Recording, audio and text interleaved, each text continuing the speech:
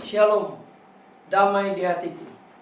Kembali berjumpa dengan saya Pendeta Jonathan F. Lukulalang pada hari Kamis tanggal 2 November tahun 2023. Mari kita minta pertolongan Roh Kudus untuk pembacaan firman Allah dan pemberitaan firman Allah. Mari berdoa.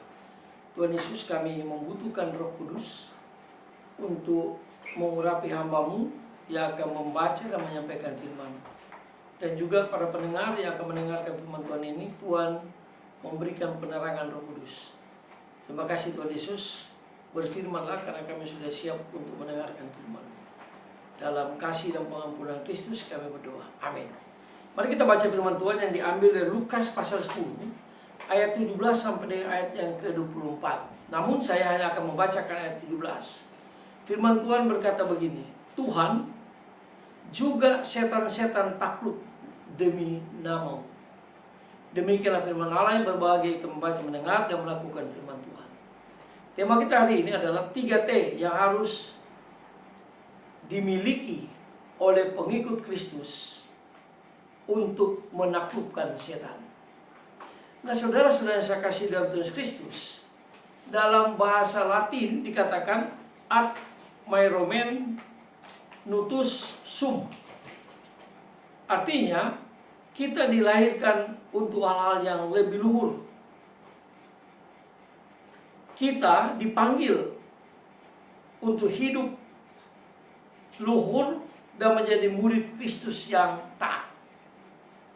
Nah, saudara-saudara yang saya kasih dalam Tuhan Kristus, ada 3T yang harus kita miliki untuk kita dapat menaklukkan setan itu. T yang pertama, yaitu tulus. Kita melihat Yesus memberikan kuasa secara tulus kepada 70 murid dalam bacaan kita tadi untuk menginjak atau menaklukkan setan atau ular dan kalajengking dan untuk menahan kekuatan musuh. Jadi ini yang Tuhan berikan kepada murid-muridnya supaya mereka tulus melayani Tuhan, maka setan pun dapat ditaklukkan dan kuasa Injil dapat diberitakan kemanapun dan setan tidak bisa ganggu. Itulah sebabnya malah kita melayani dan mengikut Kristus dengan tulus. T yang kedua, yaitu terbuka. Tuhan Yesus selalu terbuka dalam berkomunikasi dengan Bapanya. Jadi Tuhan Yesus selalu meminta pertolongan Bapa dengan mengatakan, Aku bersyukur kepadamu Bapa Tuhan langit dan bumi. Nah, hidupnya selalu diawali dan diakhiri dengan rasa syukur kepada Bapanya. Dan ini yang setan paling takut. Kalau kita selalu meminta pertolongan kepada Allah Bapa. Kalau kita selalu meminta pertolongan kepada Tuhan Yesus. Dan kita bersyukur. Karena setan dalam hidupnya tidak pernah bersyukur. Itulah sebabnya kita dalam melayani Kristus dan mengikut Kristus selalu harus bersyukur dalam keadaan apapun. Kita harus terbuka kepada Tuhan kita Yesus Kristus. Lalu yang ketiga yaitu tersederhana. Artinya Yesus mencintai orang-orang kecil dan yang tersederhana, termiskin. Semuanya engkau sembunyikan bagi orang bijak dan pandai, tapi engkau nyatakan kepada orang kecil. Nah, Tuhan Yesus selalu menyatakan kuasa Injilnya selalu kepada orang yang kecil. Tuhan membuka hikmat bagi orang kecil, orang yang tersederhana.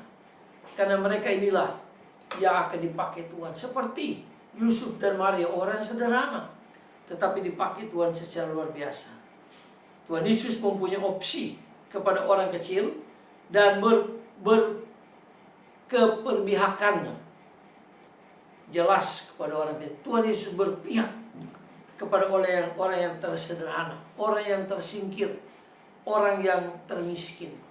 Dan setan paling takut kalau kita melayani orang yang tersederhana.